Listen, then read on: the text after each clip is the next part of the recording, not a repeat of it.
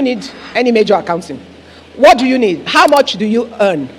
100,000 naira. Write it down. How much do I need? Transportation to work. How many days of the week, of a month, do I go to work? 22 days. How much is transportation to work and back? Calculate it. This is my transport cost. Do I eat lunch at work every day? Yes. Okay. How much do I need for lunch every day? 1,000 naira. Times 22 days. You calculate what it is. But if your salary is 100,000, can you afford 1,000 naira for lunch every day? There will be no pot of soup in your house. No. Let's. You see, all you need to do is sit down and evaluate your life. Write all the markers down. When you've done all that, deduct it from, don't forget to deduct your title. It's an investment. Because people forget, it's a divine investment. So put it down in your cost. In fact, it should be the first thing that you put there. So you're working on 90. When you put it all down, you will know what is left.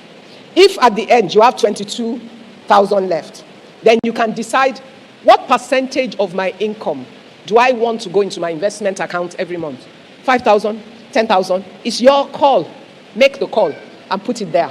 And then you set up a direct debit to make sure that money goes. Now, when your friend comes and says, oh, my friend is getting married, we went to university together. Very good. She chose Ashwebi. Everything together comes to 30,000 naira. Who did they invite? It's you. Did they invite Ashwebi to the wedding? So, you know what? The thing is, if you don't plan, you remember that scripture. Who is it that will plan to build a house who does not first count the cost? When you have done that simple accounting, when they ask you, you don't even have to think twice. You can already say to your friend, I love you, I want to support you, I will be at the wedding, but I cannot afford it. I'm not buying, but I will be at the wedding. And you see, the thing is, why do people put themselves under pressure to do it? You want to impress other people. The day you are naked because of poverty, those people will not remember you. So do not suffer yourself for people that they're momentary in their appreciation. If you plan for yourself, the day you become wealthy because you're more organized than them, they will all beg to be your friends. Don't deceive yourself. You know, when I started my business, sir, for 4 years, I didn't have a car. I was doing good business. By the time I bought my first car, I was in 1994, 93. I started in 89. By 93, which was my 4th year, I was already doing a turnover of 150 million naira in 1994. No, don't clap. We waste time with clapping. When I decided I was then going to buy a car, I went to buy a used car. What did I do in those 4 years? I will go to meeting in banks and everything. What will I do? Charter a taxi. How much am I paying? It's per hour. The hours I'm using the taxi is what I pay for. When I'm not using it, if the car breaks down on the road, whose problem is it? I do not have a budget for mechanic, for driver, and all of that. I have budget for ride per hour. I've sectionalized my cost to the last minute. When I will buy a car, I could afford a brand new car. I already told you I was already doing 150,000 turnover. But I could not buy it. Even though I could afford it in cash, I really could not afford it. Why could I not afford it? I was in a manufacturing business that required machinery. It was the time and the season when girls like me, this was a young girl, nobody was going to borrow me money. I was a young business. Nigerian banks were not serving my age group then. It was only multinational and big companies they were serving. So I knew that. So I could only grow in my business organically, which meant I had to retain all my resources in my business. So when I was going to buy a car, instead of, I was not trying to impress anybody. I bought a used car. Shebi is to move from point A. What is a car? A tool. To move from point A to point B. That's all. A taxi did the same for me. Meanwhile, in those 4 years when I was doing that, I was buying machines. When I bought the used car, I used most of the money to also buy machines, in fact, I almost gave my father a heart attack. Because at a point, I was so distressed with the fact that I had opportunities I couldn't take because I didn't have the machineries to do it. And then one of my clients saw me one day, he saw I was miserable. But the man liked me because he had 3 daughters. And he kept thinking, you're a girl. I like the way your dynamic energy, that I want my daughters to be like you. So I became his first child. So he saw me and said, why? You're not yourself today. I said, I'm miserable because, no matter how hard I work, I cannot achieve my targets because I don't have the right equipment. I have jobs I can't take. So the man said, follow me. I went to his office and he said to me, okay, how much do you need? I needed 1 million naira in 1993. The man said to me, is there a finance house that will stand for you? I said, yes. Why did I say yes? Every time I needed to do a job that I couldn't afford, I went to a finance house to take a 30 days or 90 days money, used it for the project, returned their money, paid their very expensive interest, and did the job, took my profit. And I kept doing that. So I had a good track record with them. Your yesterday will speak in your tomorrow. Just remember that. So do the right thing always. So when that man asked me that, you see, Your preparation will get in the way of your future if you're not prepared for it. I said yes. So I went to that finance house and said to them, I have this offer. The man wants to give you this 1 million as a deposit. You will issue him a BA, but you will give it to me. You will charge me the interest and capital every 90 days. I will return part of the capital and part of the interest to you. You will pay him his own interest on the money. And they had a management fee on it. I was desperate, so I took it. I set them up together. They sorted it out. I got the 1 million. I went around Nigeria, looked for factories that were closing down in furniture manufacturing. I bought their used machines, refurbished, took them into my factory, moved us to a bigger factory, and then I went after big jobs. Because now I had capacity to look for bigger jobs. As God will favor me, He helped me to get this major job. By the time I finished that job, it was 15 months on that loan. But it was the time that finance houses crashed in Nigeria. Interest rates were between 42% and 70%. Yes, I don't know if anybody remembers. Yes, it was that season. It was crazy. But every 90 days, I was paying, and I was working like crazy. When I finished that job, when they paid me the balance, I went to them in the finance house. Please, how much do I need to pay off this money? Trust me, 15 months after, I still had 942,000 naira to pay. Yes, because of interest rates. I took all the money they paid me, went to them, paid off the loan, had no money but owned a factory with machines. I worked within that period to do it. Your discipline for today will support your wealth for tomorrow. And learning to understand delayed gratification is critical to wealth building. Don't try and impress anybody. Focus on your goals. So at that point, my peers that were coming out of university and youth corps like me, that went to work in the bank, they could get a Daewoo car, they got big fat salaries, but I was busy running around trying to build a factory. Well, the reality is, 25 years down the line, I joined the board of First Bank. 5 years after that, I became the chairman of First Bank. First female and only female at that point till today. But a lot of those my colleagues that I'm talking about, they're nowhere near where I got. So your journey is nobody else's journey. Focus on your own. Do the part that you can. They might run 10,000 miles. Everybody's speed is different.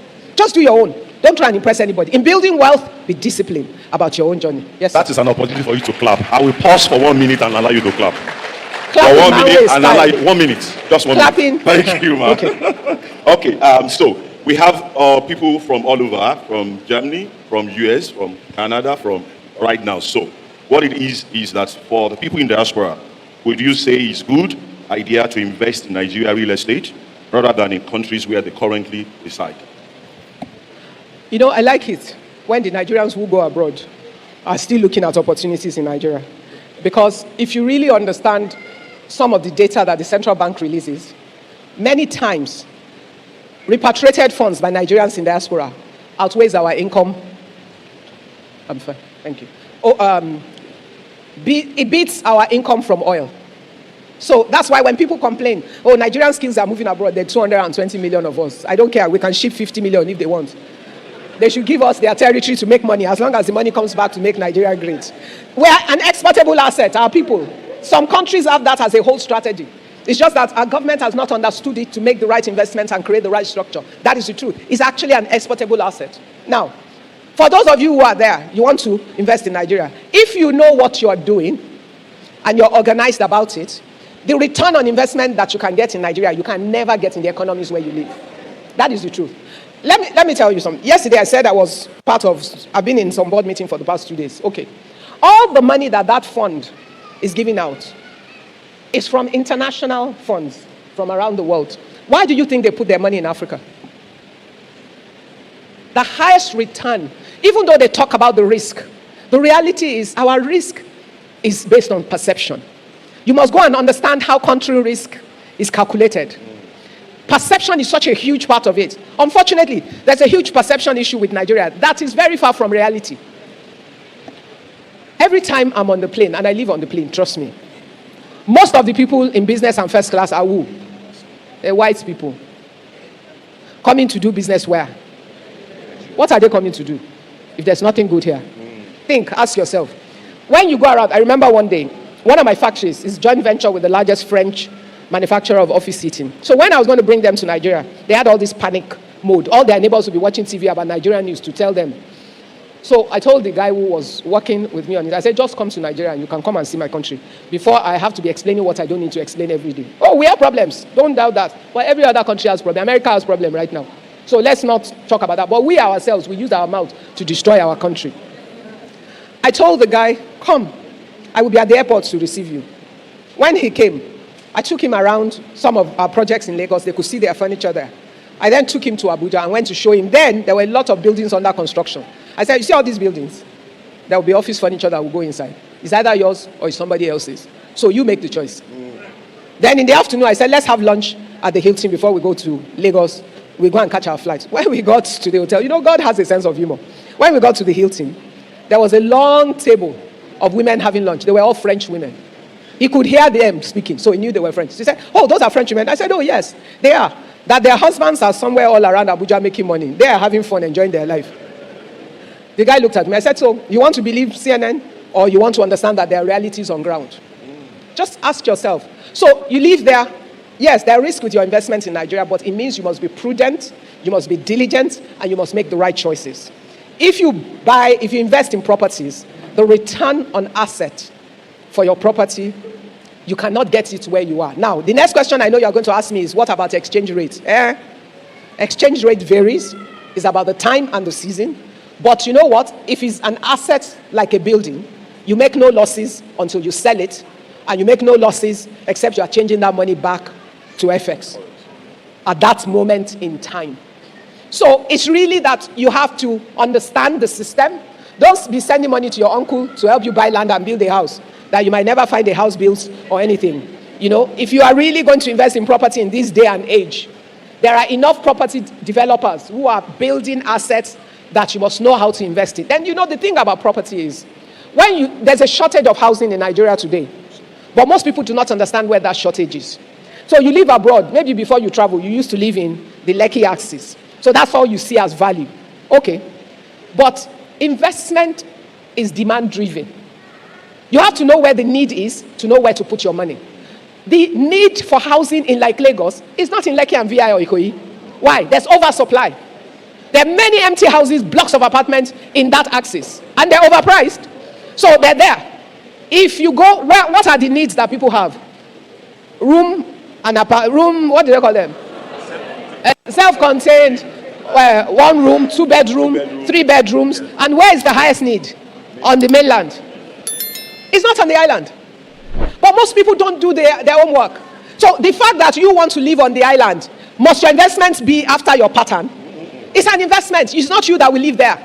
If you build Face Me, I Face You, is it about you or about the economics of that investment? So what you need to do is think.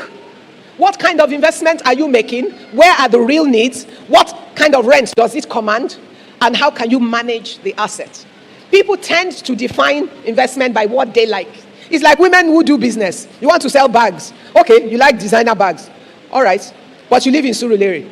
Then you open a shop on somewhere in Surulere. And you put Louis Vuitton, Gucci, and everything. The day you open, you make money. Why? It's your friends you invited to the opening. They're like you. They will buy it, and so you'll be deceived into thinking that you have the right model. Then for the next 6 months, people will come in, they will like it, they will carry it, then they'll go next door and buy the copy.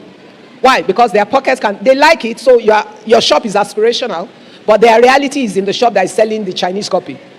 Or even better, they buy the Turkish copies because they're higher quality. So we need to harmonize those things. You can invest in Nigeria, the return on investment, you can only dream of it. There are funds that are set up in Europe. I work in multiple platforms that have investments coming to Africa. And what they're looking for is the return. The return you can command in Africa, there are few places in the world where you can get it. We're an emerging economy. The opportunities are still there. The growth potential is there. The returns are there, but you must manage well, and you must understand what you're doing, and you must do your homework and find the right ways to put your money at work. Great. Thank you very much. It's looking close to the end. However, but I want to put 4 questions in one, and then you answer them in quick successions. First question: people who go into partnership. We've been on this side. Let's go. Okay, people who go to partnership. Okay, people on this side, so that you can feel like you are here. Yes, they're here. Aren't you here? Okay, good. So people want to go into partnership, or they're already in partnership businesses. So what do you advise to them as per the commitment of the one person or the other? The one is laid back, and the other person is more active. That's number 1. Number 2, what's your advice on next of kin in families, in life as a whole? And then the third thing I'm going to add to it is, this one has been answered. If you are the first one in your family, you are taking care of everything. Manage it. He has answered it, so don't ask anymore. So, and then the last one will be, how did you discover your purpose? His purpose question. How did you? That's the... Many people are stuck because they're waiting for this one purpose that they're looking for. God has a great sense of humor. I think your purpose for each season is different. All I ask you to do, whatever your hands finds to do it well, in line with the word of God. And if what you're doing is blessing God, impacting lives, and creating some value, it will eventually lead you to the place that is of your utmost assignment. And honestly, from my experience, the purpose of God for your life has seasons. The thing that might be most important for one season of your life might not be for another season. Your purpose for one season might be your preparation for the next season. So understand it. Don't get boxed and stop thinking, I'm not doing. No, just follow God. Trust him every day. And he will lead you to where. And you will realize as long as what you're doing is blessing humanity, is in line with the word of God, and you can still worship and serve God and God is glorified in it, keep at it. You will know if you're in the right place or not. I think my life has had many assignments at the same time. And I've also learned how to run multiple races at the same time. Like I said to you yesterday, my work with missionaries has been running for 31 years, non-stop. But am I the one that runs it every day? No. If I'm in Lagos or in Nigeria, I'm there on a Monday and a Thursday. But I've had a full-time ministry, I've had full-time staff and people that run it, and I have a whole suite of volunteers and friends who support me as committee members for our different activities, and our partners who donate to it as well. But that work goes on. So it's not about me. Yet, I'm living my corporate life. I'm living my life as an entrepreneur. I built my businesses to a stage, and I knew that by 50, I didn't want to be at the center of running my businesses anymore. At 48, I reorganized, put other people in charge, stepped aside, and kept my eyes on what? Strategy and new businesses.